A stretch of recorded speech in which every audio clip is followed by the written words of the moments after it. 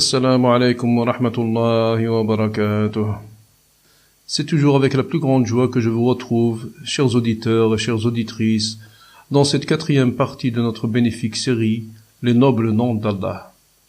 Le retour vers Allah est imminent, l'heure de la résurrection est imminente, et le premier de ces proches signes est apparu depuis 14 siècles, et qui n'est autre que le dernier des prophètes d'Allah, Muhammad sallallahu alayhi wa sallam. Quiconque le suivra retrouvera ce jour-là son Seigneur plein de repentance, de pardon et de miséricorde, et le fera entrer au paradis avec les bienheureux. Quiconque ne le suivra pas retrouvera son Seigneur ce jour-là plein de colère et de mécontentement de lui, et le fera entrer en enfer avec les malheureux. Aussi vrai qu'il y a un ciel au-dessus de nos têtes, aussi vrai qu'il y a une terre sous nos pieds, ceci est la pure et simple vérité qui appelle les hommes et leur dit « Retournez vers Allah dans cette vie et préparez votre retour à lui dans l'autre vie. Repentez-vous. »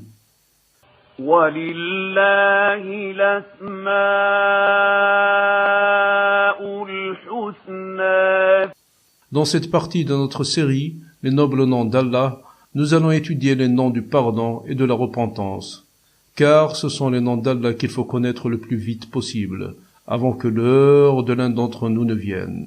Seulement avant de commencer, répondons à cette importante question. Peut-on adorer Allah sans le connaître? Cette question répond à elle-même en disant, bien sûr que non. Comment peut-on adorer celui qu'on ne connaît pas? Comment peut-on seulement parler avec celui qu'on ne connaît pas? Comment peut-on trouver celui qu'on ne connaît pas? Où diriger nos prières si l'on ne sait pas où il est? Quelles actions accomplir lorsque l'on ne sait pas ce qu'il aime ni ce qu'il déteste? L'importance de cette question apparaît lorsque l'on apprend que l'adoration d'Allah est un ensemble de pensées, de sentiments, de croyances, de paroles et d'actes que l'on doit lui vouer durant toute une vie. L'adoration d'Allah est la plus grande entreprise que doit réaliser chaque homme et chaque femme, du moment où il atteint sa puberté jusqu'au moment de sa mort. Allah élevé soit-il dit « وَاعْبُدْ رَبَّكَ حَتَّى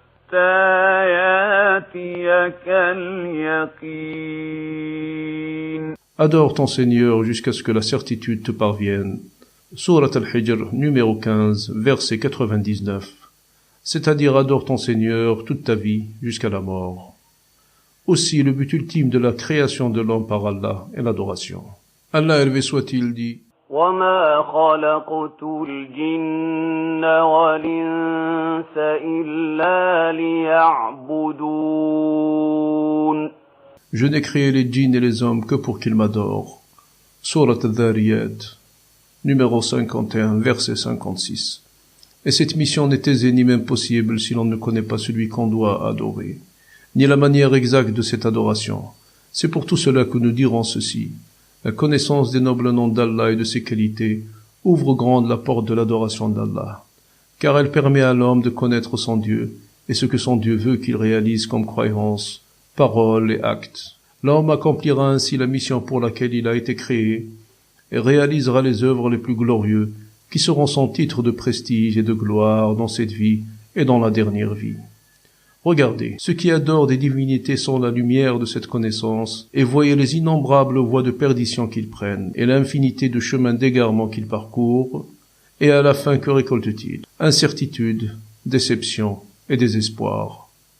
Quelle satisfaction et quel bonheur pourrait-on acquérir en adorant une créature faible, humaine ou animale, une statue figée ou une pierre inerte, un mort enterré ou un mensonge crucifié?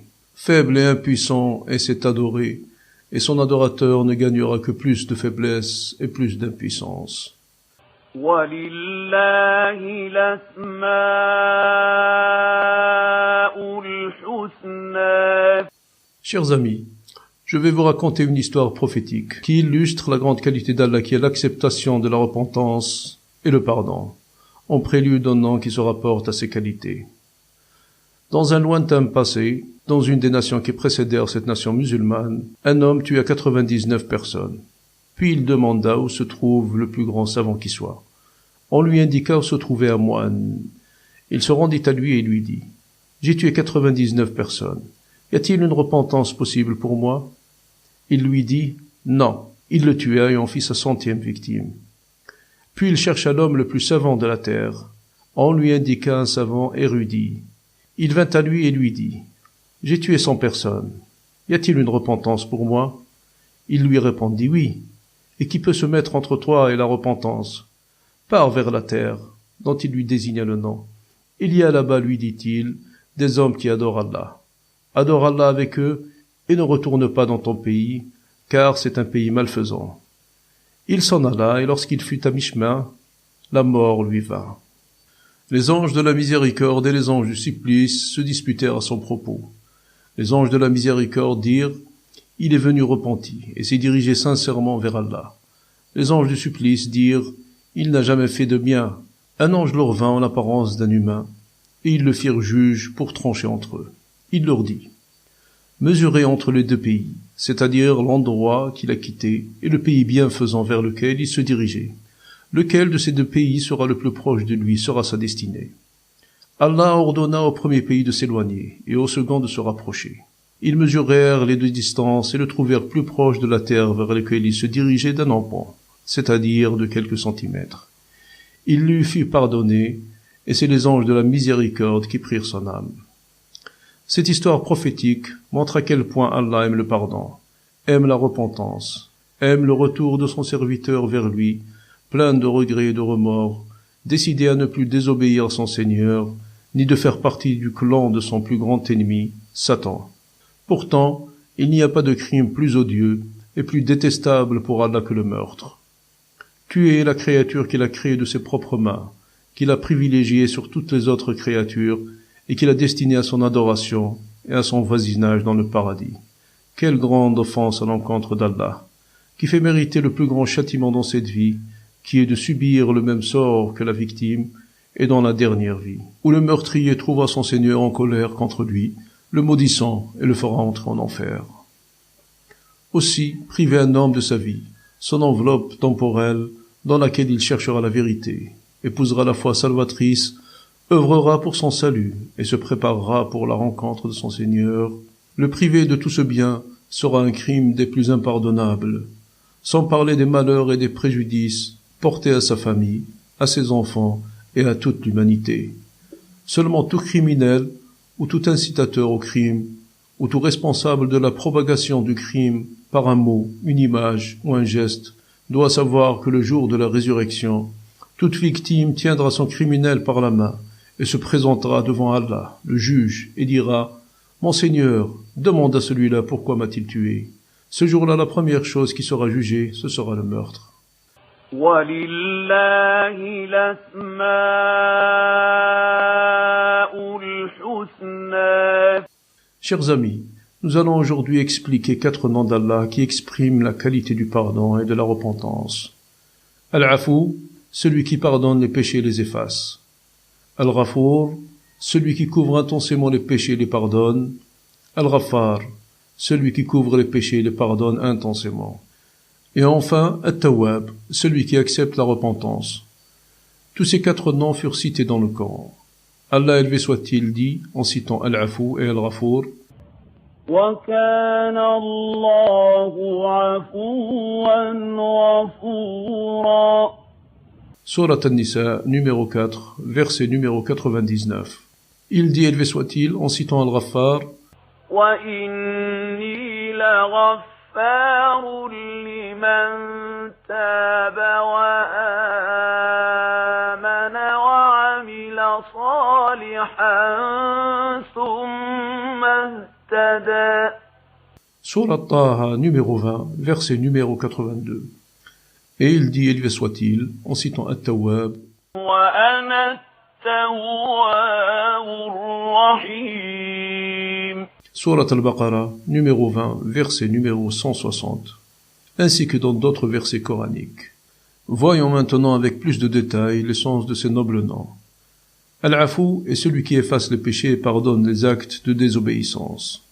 Al-Ghafour est celui qui couvre intensément et sans cesse les péchés des hommes, ne les divulgue pas, les pardonne et ne punit pas.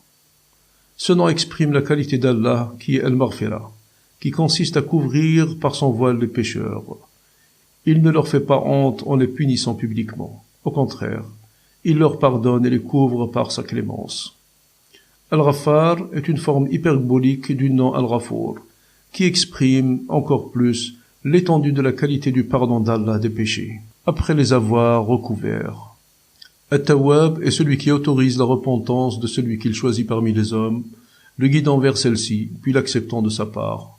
Voilà d'une manière brève l'essence de ces 4 nobles noms de miséricorde, de pardon, de clémence et de charité.